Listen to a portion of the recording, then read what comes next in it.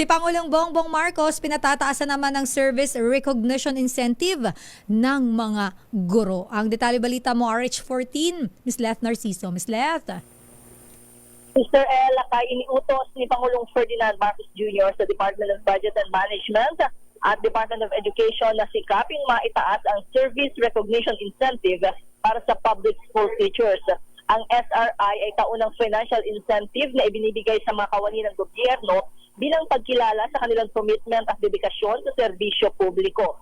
Lalo ng pamahalaan na gawing 20,000 piso ang ibibigay ng SRI sa higit 1 milyong DepEd personnel mula sa dating tinatanggap nilang 18,000 piso. Ayon kay Education Secretary Sani Angara, ang utos ng Pangulo sa kanila ni Budget Secretary Amina Pangandaman ay hanapan ng pondo ang SRI increase.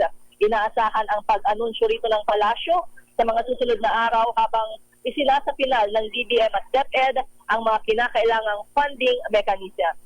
Samantala ngayong araw ay pangunahan ni Pangulong Marcos ang inaugurasyon ng NLEX Candaba 3rd Viaduct dito sa Pulilan, Bulacan. Ito ay isang 5 kilometrong infrastrukturang itinayo sa pagitan ng dalawang tulay na nagdurugtong sa mga bayan ng Pulilan, Bulacan at Apalit, Pampanga. Pagkatapos ay dadalo ito sa groundbreaking ng OFW Hospital Center Care Center, Hospital Cancer Care Center sa San Fernando, Pampanga. Tampok sa bagong pasilidad ang outpatient department, sa ground floor at sa second floor ang cancer treatment facility. Lakay?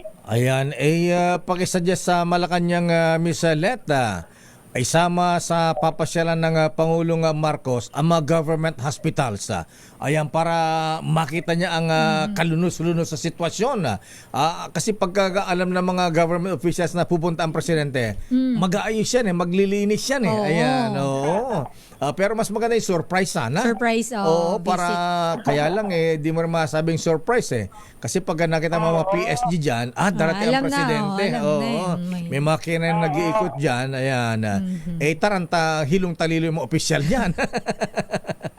Ayan. So anyway, yun lang. Total, pupunta ang presidente sa mga ganyang mga facilities. Sana mapasyalan din ang mga government hospitals natin. Anyway, maraming salamat, Miss Let. Balik sa inyo, Lakay at Sister L. Maraming salamat, Let Narciso mula sa Malacanang.